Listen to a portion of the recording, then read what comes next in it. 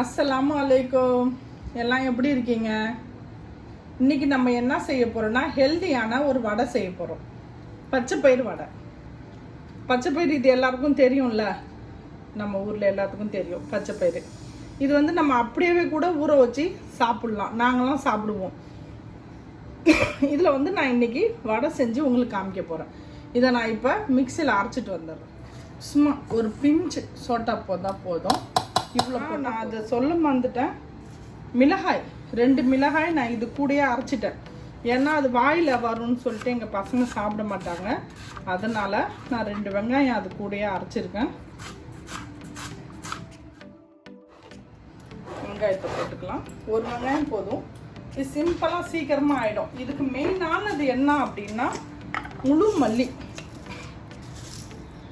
மல்லி போடணும். நான் இதால் 1 ஸ்பூன்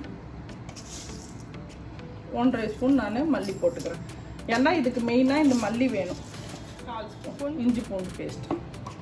வேறு எதுவும் இதுக்கு வேண்டாம். நம்ம கருவேப்பிலை மட்டும் ஒரு கொத்து நம்ம இதில் உருவி போட்டுக்கலாம்.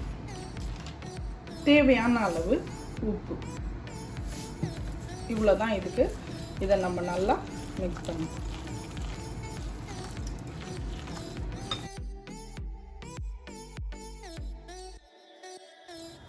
எண்ணெய் சூடாகிடுச்சு பாருங்கள். நம்ம வந்து இதை இந்த மாதிரி போடணும். சின்னதாக போடலாம்.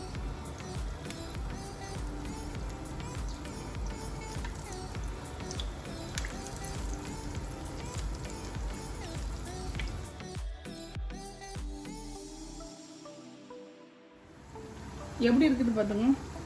இந்த மாதிரி கலரில் நம்ம இதை எடுத்துடலாம்.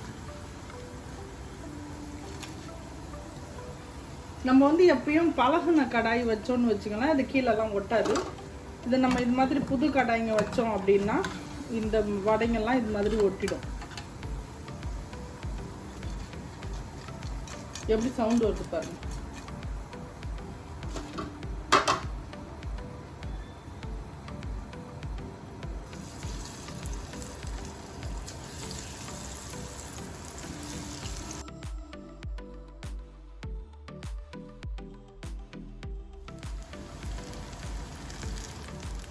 கொஞ்சம் நம்ம இப்படி திருப்பி போட்டுக்கிட்டே இருக்கலாம். அப்போ தான் ஃபுல்லாக எங்கே பார்த்தாலும் ஒரே மாதிரி கலரில் வேகும். நமக்கு பச்சை கலரும் அதில் தெரிய வரும்.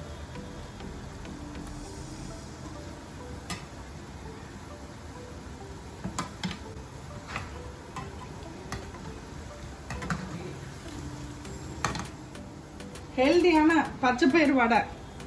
இங்கே பார்த்தீங்களா, டொமேட்டோ சாஸ் கெச்சப் இருந்தாலே போதும். இதில் செம்மையாக சாப்பிட்லாம். இதோட சாய் வச்சு சாப்பிடுங்க, ரொம்ப நல்லாயிருக்கும். இன்ஷா அல்லாஹ் இந்த வடை உங்களுக்கு பிடிச்சிருந்துச்சுன்னா லைக் பண்ணுங்கள், ஷேர் பண்ணுங்கள், கமெண்ட் பண்ணுங்கள், மறக்காமல் பெல் பட்டன் கிளிக் பண்ணுங்கள். இன்ஷா அல்லாஹ் இன்னொரு வீடியோவில் வந்து அவங்கள சந்திக்கிறேன்.